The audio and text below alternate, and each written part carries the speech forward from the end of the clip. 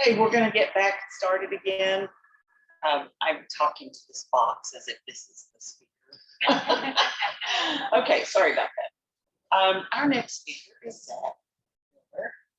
And Zach has given me this bio, so I'm going to read it. Zach has 15 years of experience working in the technology space, starting with sales and deployment of telecommunications services. He has provided agent help desk support, and he's now working nationwide insurance. For the past 8 years, he has played a key role in the development and support of Nationwide's business continuity and resiliency risk management program. Okay. Zach started his career in risk management at Nationwide, facilitating continuity management compliance activities throughout the organization. He then served as front office portfolio leader, facing off to infrastructure and operations, enterprise applications. He now serves in a capability leader and program administrator capacity, leading collaboration sessions between multiple programs, building out and supporting new processes and functionality that create better visibility between and within business and technology. Zach has his A+, Network Plus, and Security Plus from Comp TIA, and he has a CBCE from the DRII. Zach has also served in 2 roles as council member for CPO over the past 4 years, first as social media director and now as vice president. Zach grew up in the Dayton area, not that area, but now lives in Dublin with Nicole, his partner of 10 years. They have a 17-year-old daughter, Maya, and 2 cats. And in their free time, you might find them exploring the bike trails around the area, stopping off in any random metro park for a game of disc golf or tennis, rollerblading, or enjoying their ever-increasing collection of board games. So please join me in welcoming Zach, who's going to give us a tabletop exercise. Everybody? I'm pretty loud, so I don't know if that's. I will speak in.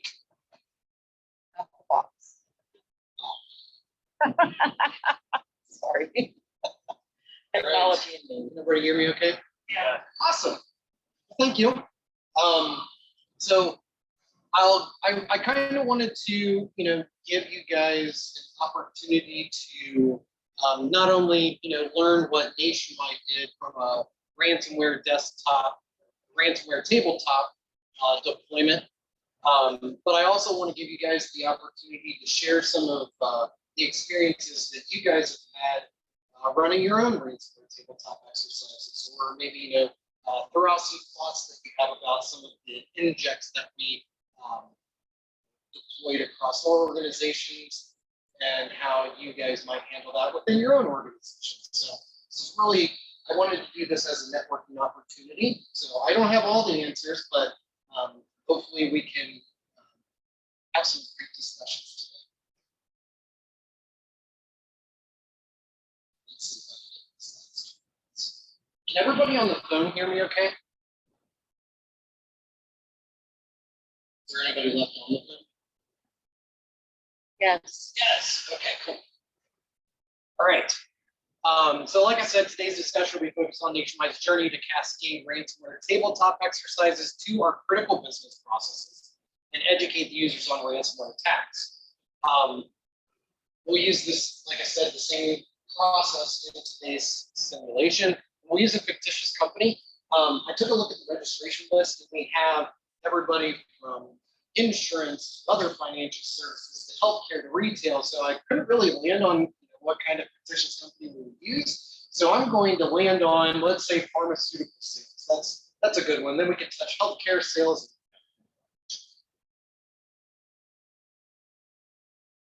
All right, so before we get into that exercise, what are we looking at from a Nationwide perspective? So Nationwide has 19 critical business processes throughout property and casualty insurance, financial services, investments, treasury, and HR.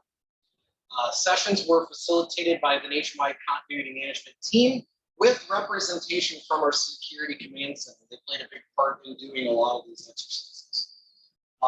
The ask of each process owner when we asked them to participate in this effort was to include multiple business needs from the organization so that we had a rich discussion about each INJECT scenario.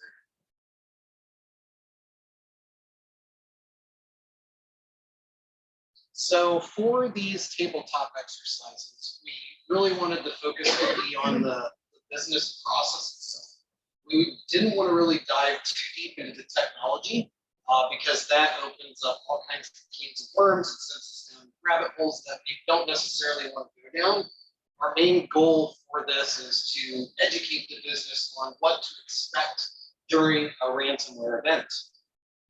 So we did include or offer the invitation to the business solution area, which is the IT area that specifically supports each business area.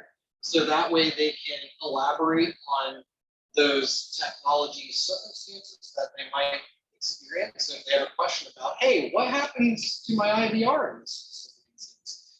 The BSA is really there to help them understand the intricacies of the technology. Not so in depth, but at least to let them know what interruptions we focus interruptions primarily on PCs, desktop PCs, laptop PCs, their business applications, which include back-end processing systems, other infrastructure components, network services, and especially critical servers.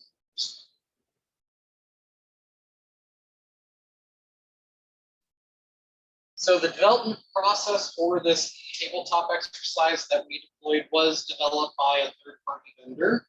They helped us a lot in putting all this material together so that we could distribute it across the enterprise.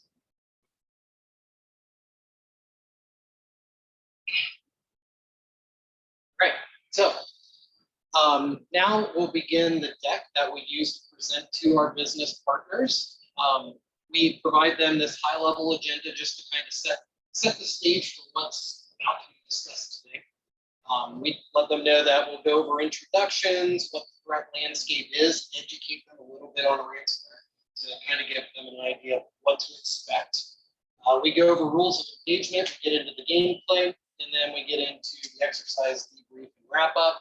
Again, those are all of the contributing members of the exercise.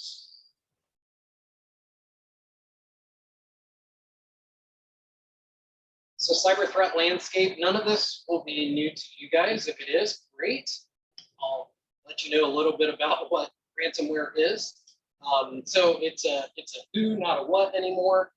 It's a human at a keyboard. They're performing highly tailored and customized attacks, and they're specifically targeting you, whether it be for monetary or political gain, whatever the case might be, they are specifically targeting you. They are professional, organized, and well-funded. So these folks have call centers, they have HR departments. They're good at what they do. And if you kick them out, they're going to get back in. So this kind of gives the audience the understanding that ransomware is not going away. This slide does need to be updated with the 2021 version, but 2019, 14% of all investigations from a cybersecurity perspective were ransomware related. That then increased to 25% in 2020, and I think it was 23% in 2021. And just as we learned in our last presentation, the median dwell time for ransomware attacks is 24 days. I think it's 23 days now. We're getting a little bit better. But that's just to give you an idea of how long they're actually going to be in your system before they'll probably lock you out.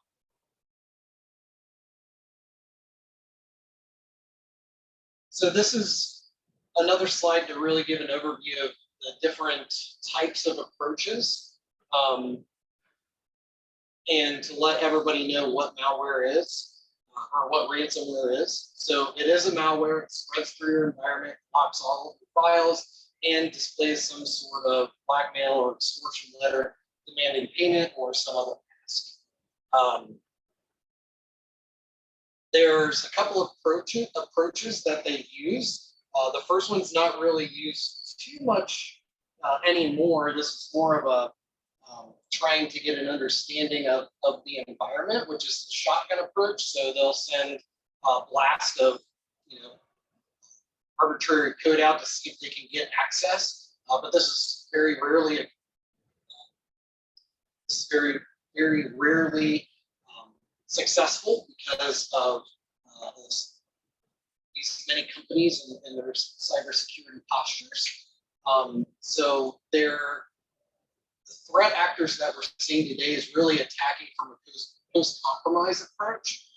So they're buying credentials off of the black market and the dark web, and they're using those credentials to get access to your systems where they're applying their malware and exploiting your systems. Yeah.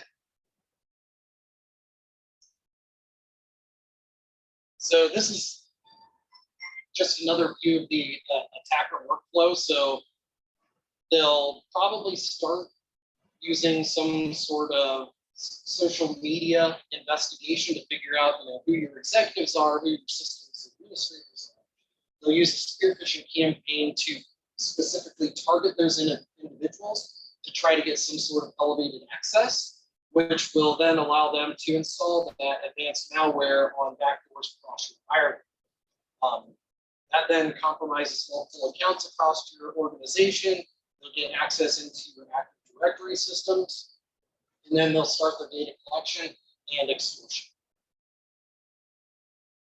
So these are just some great slides to get the business up to speed, because these are business folks that are more worried on making the company money rather than focusing on a lot of the technology ins and outs of the organization.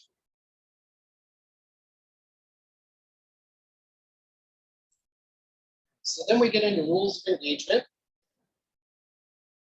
So just letting them know that it is a simulated exercise, that we're going to do the exercise using a series of slides called INJECT, which is going to advance the scenario. Letting them know that it is customized to challenge you after hypothetical. If there's a real event, we always say, hey, make sure you're red alert, get out and do whatever you need to do in order to make sure that production issues are resolved. Everybody should do their best to try and participate. It's a non-punitive event. It's really just to learn and practice your response.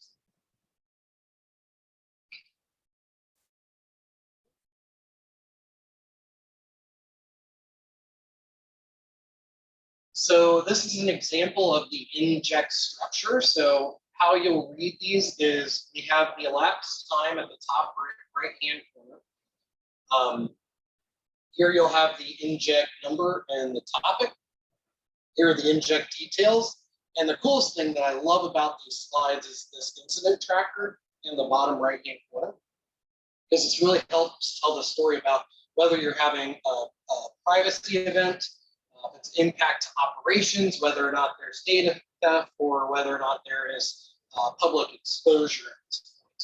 So these components of the slide really make it easy for the business folks to follow along and understand really where we are in the event.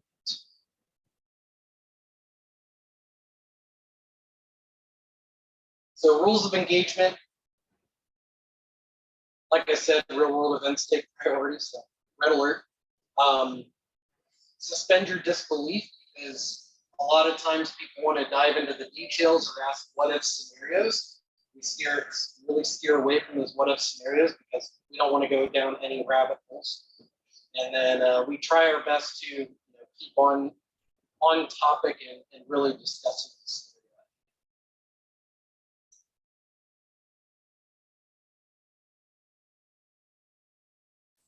All right, so let's get started.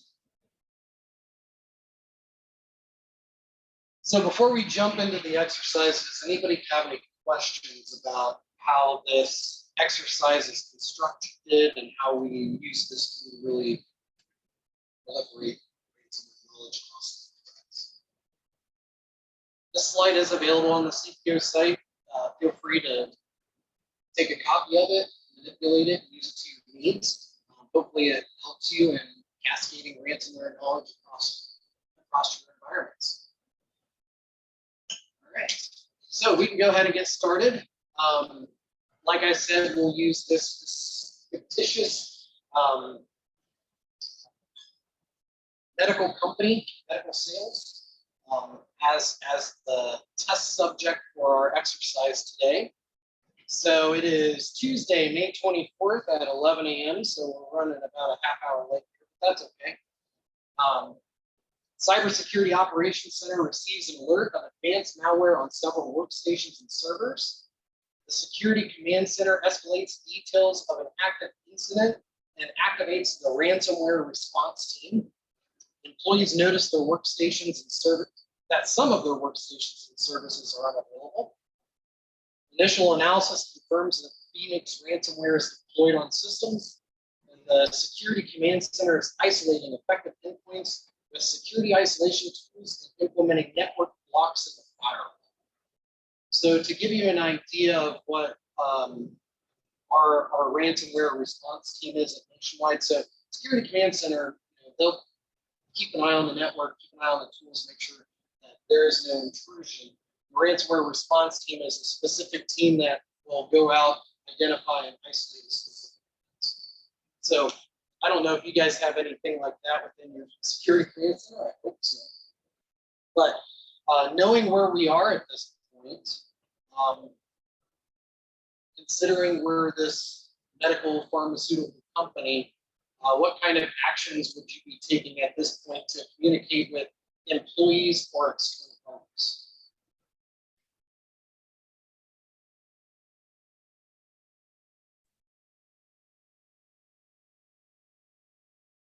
Would you be communicating? The IT team would be, the security team is going to be investigating, and they're going to start shutting down access. So there may be a communication that goes out to employees that the security team's investigating an incident, and that service will be restored as soon as possible. So how do you communicate that if your systems are on? That's a good point. If you don't have another means of communication, like a third-party tool that's not connected into your enterprise, then you may not be able to get that word out. Yeah. So do we know specifically what systems are available? We only know that it's sporadic at this point. So various internal applications that are kind of on and off with specific departments. Okay. Do we know how many departments it's affected? We do not. Okay.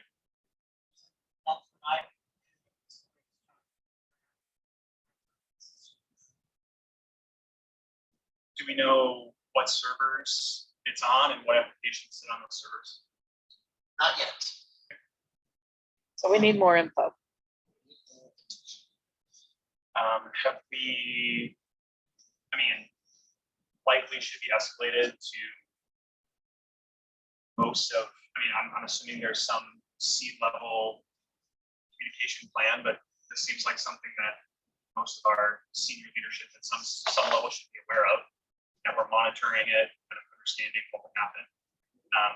Do we have any internal communication policy about whether or not we should communicate this out to people, or is this sort of making a decision on the fly about what to do?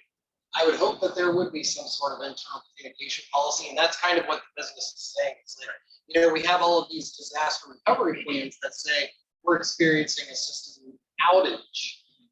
But then the question is, well, how much do we say about this? If we do have penetration to our network, we have to worry about, like privilege, that kind of stuff.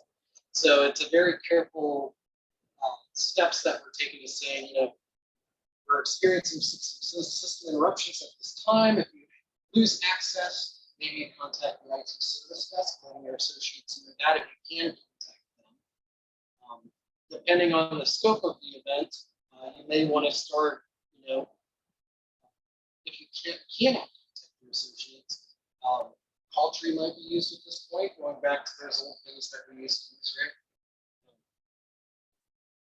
Would there notify legal team. I was gonna say you, and that was business oriented, and I think for IT, if you have an insurance provider, cyber insurance, you're gonna contact them as quickly as possible. I know one of our things is also FBI is responsible.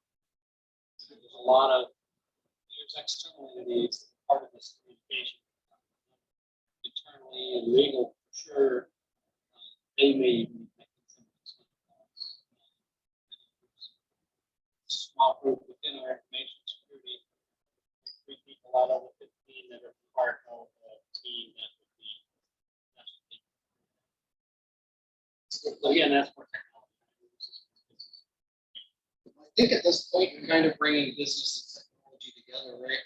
Yeah. I would hope that, knowing that there's potential of having ransomware or some sort of cyber event in our systems, that you would have some sort of an enterprise incident management team or an enterprise crisis management team who's bringing together those senior stakeholders to talk about what's going on and maybe start the discussions of checking in with the ransomware response team and say, hey, where are you guys at? What are you seeing? What's the exposure? What's the scope? So, all good things. Does anybody else have anything to add to this slide? This is kind of dipping our feet in. It's maybe an answer on the fly, but I'm just curious, does this company have a policy about paying? That is a good question. Reserve? I mean, those are things that some companies do, what are our potential options?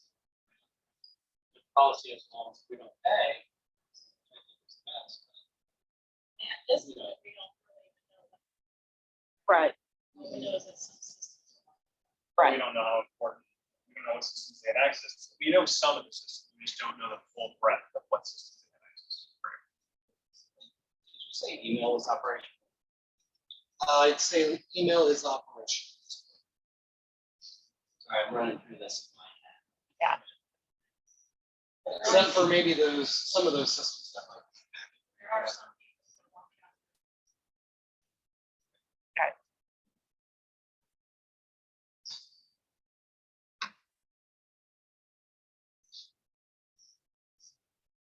So we are now 2.5 hours later. So it's 1:30 p.m. Throughout the day, various services start to become unavailable due to ransomware encryption. Active Directory used for account authentication. Office 365 services, including email, Teams, SharePoint. 60% of workstations are infected with ransomware. 75% of servers are infected with ransomware. And there is direct impact to the business unit's systems. At this point, the Security Command Center is utilizing security isolation tools to isolate all endpoints to contain the incident, which means we are bringing the entire enterprise up. So how do you think this would impact our pharmaceutical operations if we can't connect and do anything? Significant impact to the operation, period. Yeah.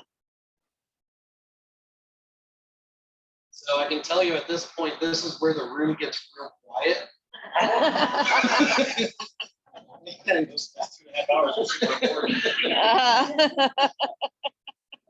But I'll tell you, this is really where you can see that mindset of those senior executives, and they're like, okay, assessing, I know exactly what to do here. So they do come up with a lot of interesting questions and interesting actions that are being taken at this point. But primarily right now, really the only thing that you can do, considering none of the systems are available, at least from a coordination perspective, is really to rely on your culture, right? Getting everybody to a single location. Does everybody have a bridge line? Because that's interesting, because I don't know about you guys, but considering, what was it, Skype we used to have, now we have Teams. So a lot of folks have, gone away with some of the bridge lines because you have Teams. If anything happens, you'll just log into Teams and everything will be available.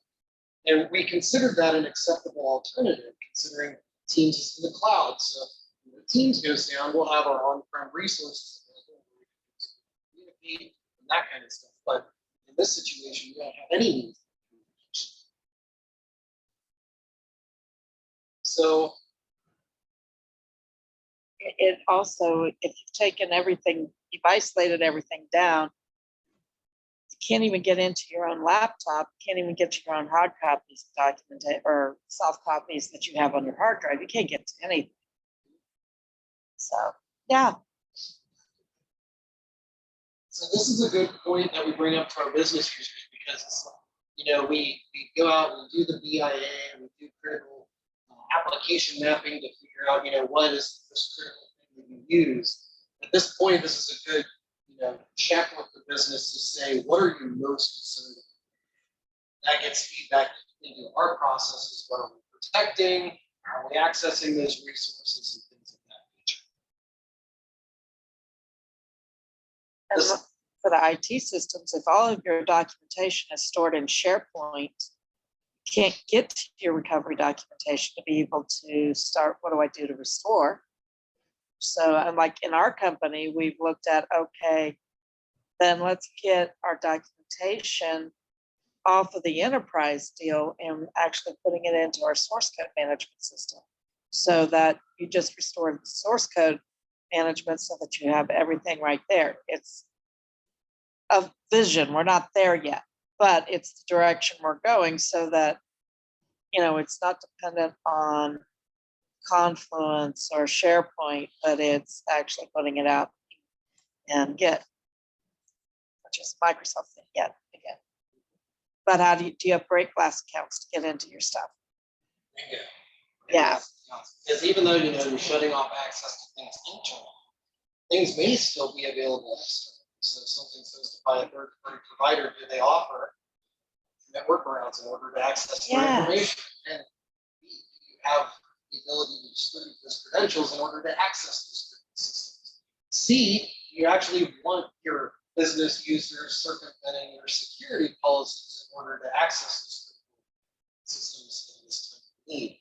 That's a tolerance that you're really going to have to probably establish ahead of time to make sure that you're ready for this.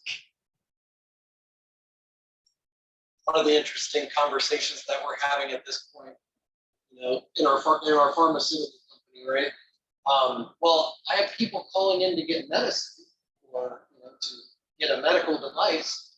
Do people have the ability to use the IVR still, or are they going to get what kind of experience are they going to have calling in?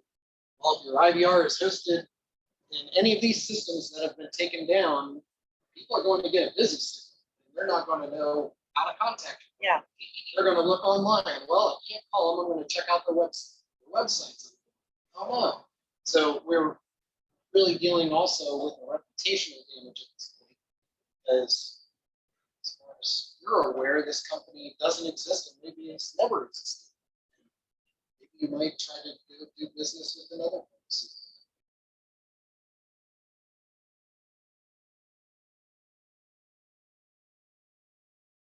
Any other thoughts?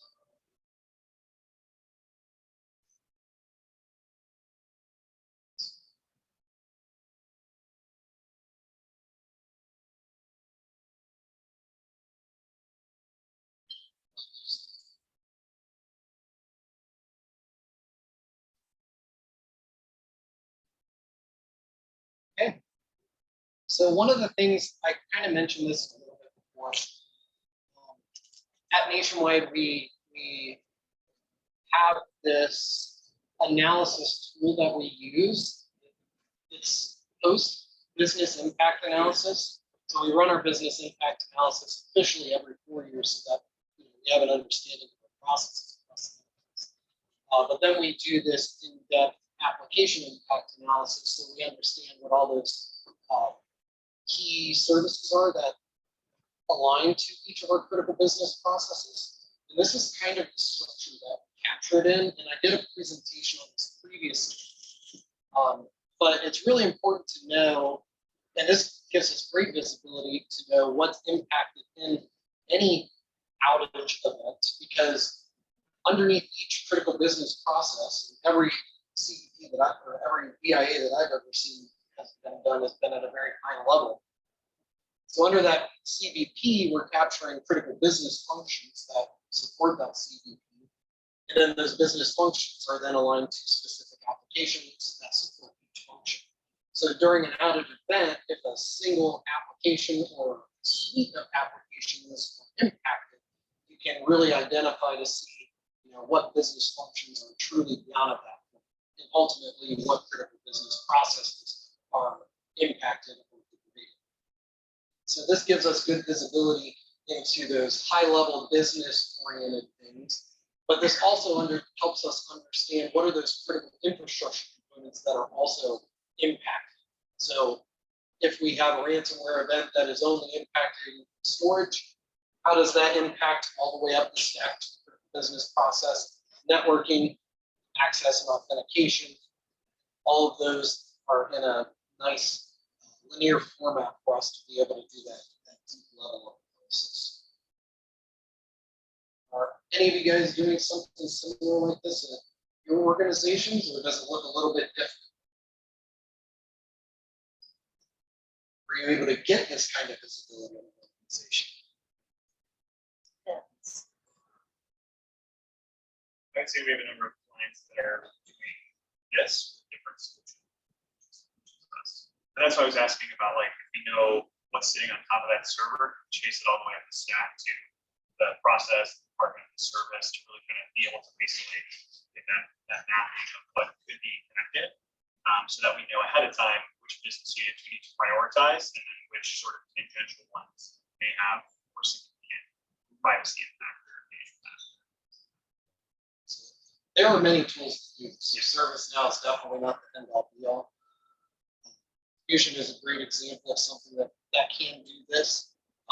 But this is a great, at least, structure to have when having a conversation with your crisis team or incident team, so that way you can really zone in and isolate the situation and figure out truly what your impacts are. Judith has a question for you. Is there an out-of-the-box model for ServiceNow business continuity? So ServiceNow does have a business continuity tool. I think it was developed in their time. Yeah. It is not doing this level of analysis. This is a custom-built solution that we've created in ServiceNow. We have not purchased the module that does the business continuity planning in ServiceNow. You build off the CMDB. But yeah, this is built off the CMDB, and we utilize a few other data components that help us get this kind of visibility. Their module can do this to a degree. Depends. Again, it's you want to spend money. So our pharmaceutical company, let's hope that that we have something like this in place, and we're able to get this visibility into how we're deploying medicine, devices, and who our suppliers are. That's a big thing. Who are our third parties? Probably a good idea to understand who your fourth parties are at this point. Because if fourth parties are impacted, you're going to have some impact there.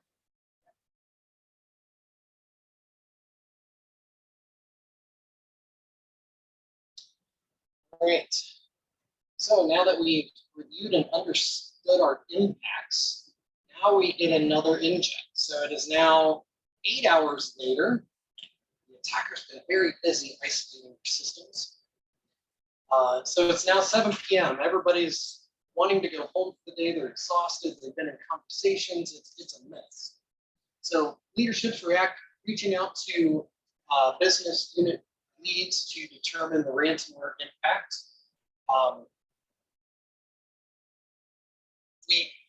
Let me start over here. So this is an email because you can't really see it up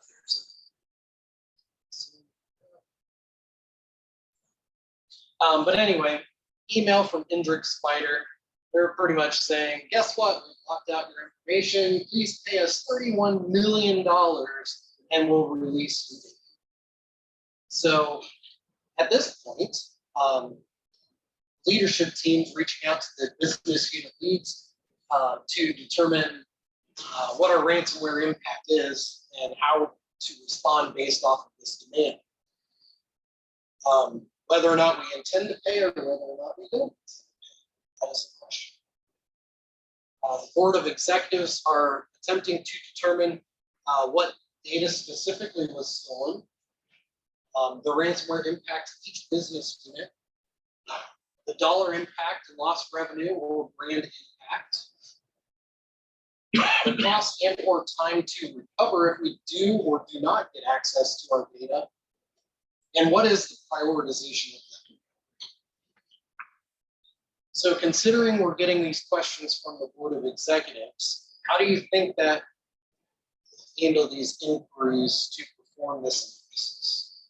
So I think we know based off of the last slide that we have that understanding of what holistically is supporting each critical business process, and hopefully we can get some information from the security command center to let us know what systems have been impacted so far until we bring the entire enterprise offline. But what other information might be used that might give some insight into how to respond to some of the board's requests?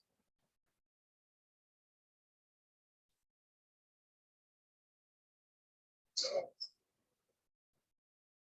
Go I would ahead. say from a data perspective, we understand the type of information that the different applications process, and kind of define as the applicable for CCPA or there's other PII that's sitting in there that can help us rationalize what likely kind of data concerns we might have. Kind of defining it at the application level. Depending on how much of an understanding of our data stores we have in IT, like kind of like the cross storage conversation, like we have different data stores on different storage arrays. Is that mapping happening, and do we define it at the data store level and then have the storage array linked to that as well to help kind of uncover, hey, there are things that we should be worried about. We won't know for however long it takes to do that examination, but be prepared to put out this press release potentially.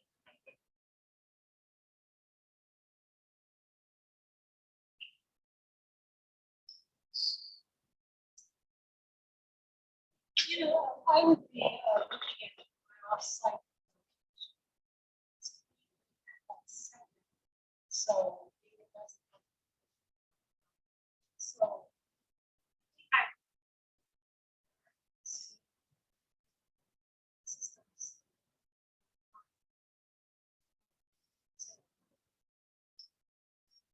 That's a great point, Terry. Having an off-site mutable backup is probably the best thing to have in this scenario, because if your data is locked out, it's corrupted, you can't get access to it, and they're saying, hey, pay us $31 million, you can tell them, have a nice day, because you have a forget copy of your data, in an alternate site, it's not been touched, and you can take the necessary procedures to eventually bring that back up. You have to have the part. Because otherwise it's right through. Yes, absolutely. You're all set. What other things might you be thinking about this? Well, about crisis management, has word started trickling out? Because it likely has already, because people talk. But no matter what your policy is, so getting in front of it, customers are seeing an impact. So are you putting out anything? Do you have the ability to, is the corporate website still available, or is it also down? So can you put out any kind of messaging there to say, we're dealing with an incident? Have you notified the feds? Have you notified, and is the legal involved? Do you have the legal counsel oversight so that everything's client attorney privilege? And then you'd be going to your BIAs and saying, okay, what do we need to be doing? Because that's what it tells us if you have access to your BIA. Worst case scenario, your BIA is probably the best place to go to right now, because it is going to tell you those dollar impacts and what you might experience. Yes. By the way, that should be some of that not on.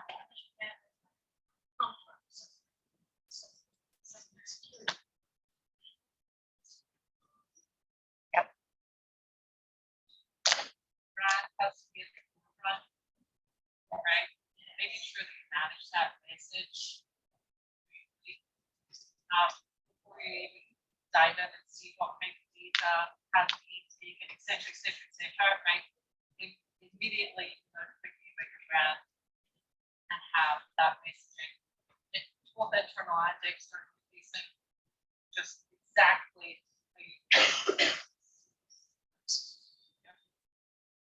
Also,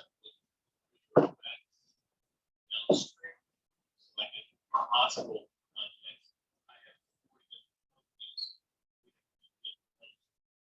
We're affected very easily.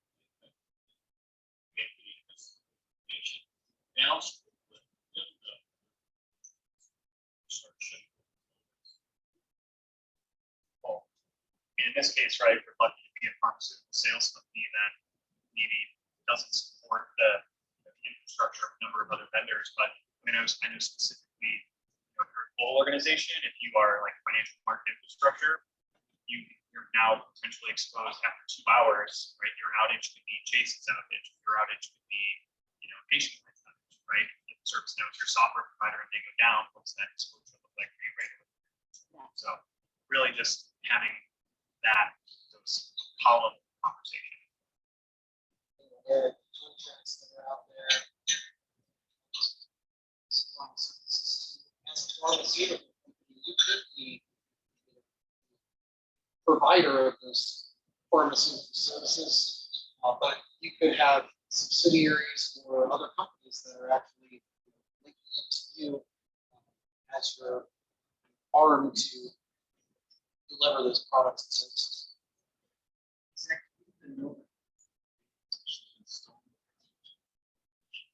Oh yeah, where'd my little thing go? I don't know. How do I know that?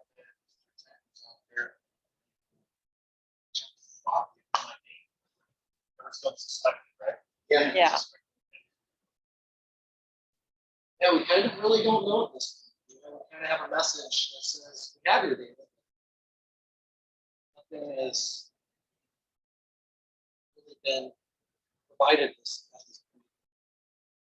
An interesting thing from a systems perspective, which would be the security command center, is to really be able to access those systems to understand the breach at this point. From a business perspective, trying to have no idea so far, the data is actually taken. It's interesting at this point. You get asked, how do I know if it's my data? The IT sites, my first question to them, which I never asked, how do you not know? It's very easy to find all the data in my head, but from a business perspective, they don't understand this. They don't know that my point is from me, and that's okay. But it's critical that they understand. I can look at this and tell this is my data. And that helps IT understand maybe how far the ransomware spread. You use the SaaS solution, and if you can identify your data being stolen in that SaaS solution, the data is going to your 3-4 system from your on-prem, talk to the cloud, or maybe estimates that, so you can breathe a little bit of a sigh.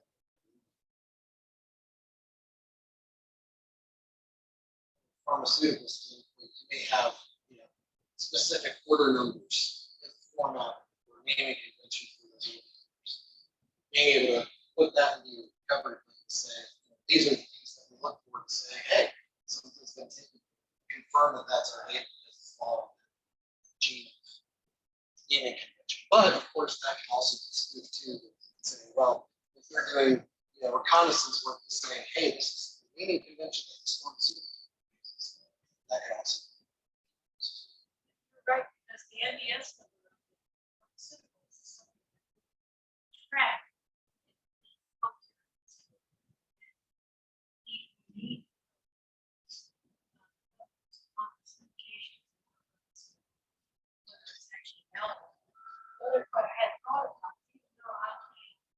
It's not all side. That's a problem. All my patients somewhere.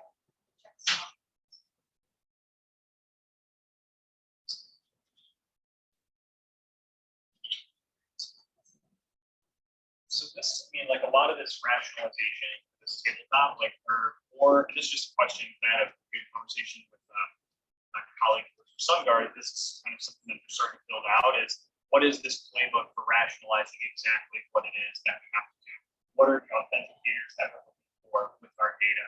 Are we replicating to backup center? Are we using a rubric to protect a lot of that information, right? I'm just curious, like, are these becoming more and more like scenario-based playbooks because of these types of exercises?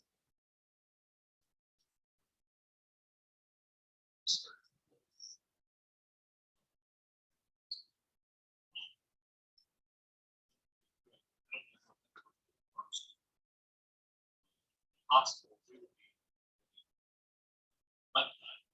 downtime procedures for every business. We can't just shut it down.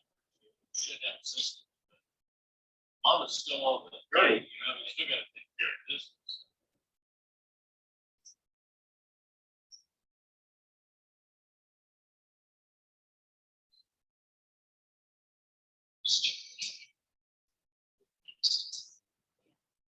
But we're still looking.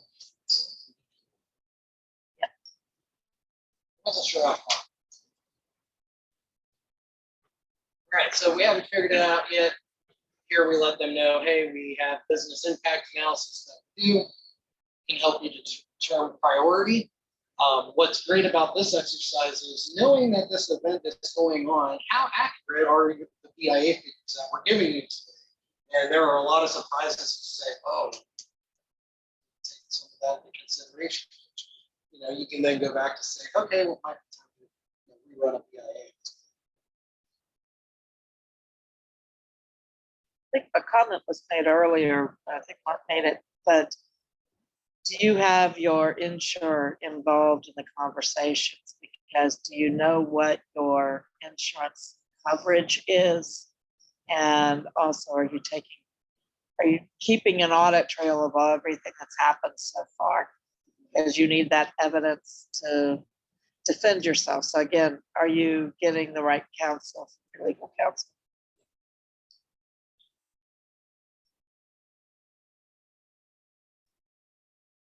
All right, so now we have data extortion. So to Dana's point, you know, how do we know that the threat actor stole our data? We now have proof that the threat actor did steal the data. To your point, Alice, they use a third-party negotiator to facilitate that conversation. And at this point, you know, we're able to confirm what does that data include? Does it have customer or employee information? Their name, date of birth, address, social security number, payroll or tax information? Could it have legal case information, medical information? Payroll and twice. Payroll and tax information. A lot of payroll and tax information. But at the end of the day, the threat actor is threatening to release all that information to the public. So at this point now, brand damage, and there's a long tail to that. If something gets released, then you have to put protections in place in order to protect the individuals that have the data leaked. So, I mean, what is it, 31 million for the market? And you pay that 31 million, who's to say that the data doesn't get released? So they'll say, okay, it's X amount, we'll release your system. And then it's, now you pay X amount, we'll release the data. A lot of things. Please.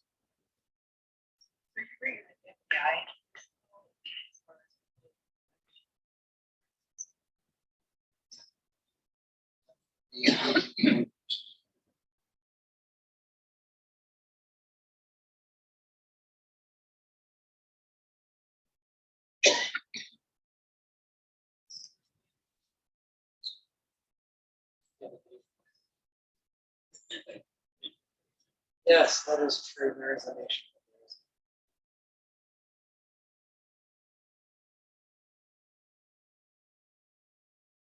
Right. So it is now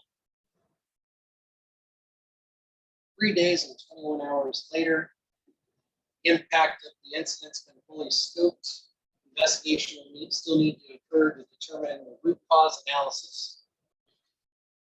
At this point, 60% of workstations and 75% of servers are affected with ransomware. Accounts will have to be reset, systems will have to be rebuilt, data restored, workstations reimaged. And this time we start talking about the time frame to recover and prioritize this information, letting the business know that, well, if we do pay the ransom and we have that data unlocked, that could expedite the ransomware remediation. And that is if, of course, don't have your offsite immutable backup. That way your data doesn't have to be cleansed. But then we let them know, the ransom is not paid, how long will it take to recover? Probably all of your data is not going to be recovered at that point. It might be a subset of your data, and that's going to take a really long time to recover.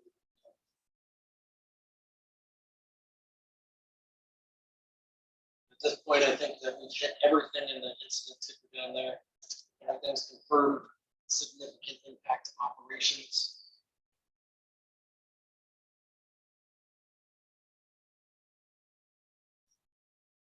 And then we get into our post-incident activities.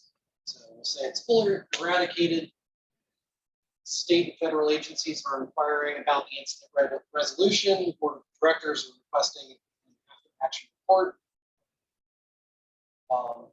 And then, at this point, it's really just level setting with the business to say, is there anything that we talked about today that you didn't feel that you could speak up about? Is there anything that you thought of now that you didn't think of before? So,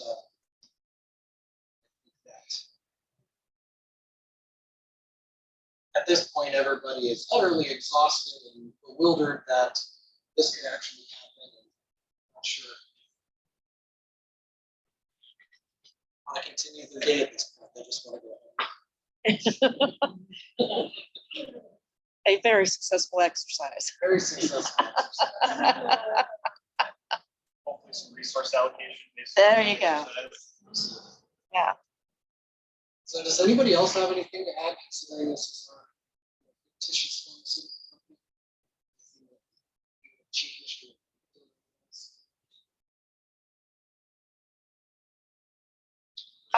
Just one note on, you'd asked, are we doing a lot of scenario planning or scenario playbooks? I think it's more of, another stance we're taking is doing more of a checklist of here's all of the questions that you need to ask, the data points you need to have, but doing more of a checklist, kind of an all hazards approach, but because every cyber event can take a different path, it's, do we have that consistent playbook? One of the things we're looking at is doing that complete full recovery of the infrastructure, doing a from scratch recovery. And what is that going to take? And where you have your day to day and it's just your infrastructure's there, you don't even think about it. But like we're looking at, we have to do, you got to have a primary run book, mental language, but just to, what's the order of events? Things have to happen. And even with that is more of a checklist because it depends on what actually has happened. But you've got to build that checklist to know what questions to ask. And so it becomes where it's a run book / checklist to help keep you on track. Because you just don't know what the details are going to be. Because like even with this, the terms are different. Everything's different. There's a lot of cool tools out there. I think Fusion is one of them that kind of has that built into that overall framework, where you can follow trace the issue to say this is happening, this is the order of restoration, and then you can go through and if it has an incident management module included, you can watch those lights turn from red to green that this has been concluded, and you can move on to those next steps.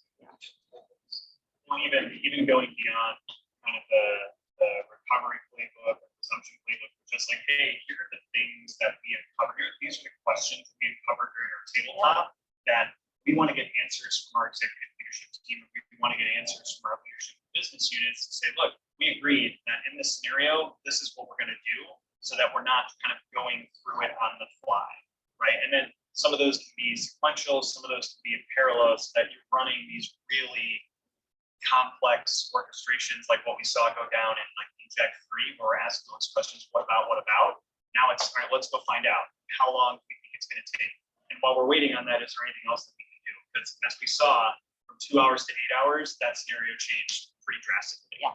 Just based upon what we found out. So was there anything we could have done in that 6 hours that would have mitigated future attacks? Who's to say, right? Like that's why we take it on. It helps structure that help that we get from above. They want to come in and help. So the best help they can be is get out of my way. Yeah. But we have to say it so they say thank you.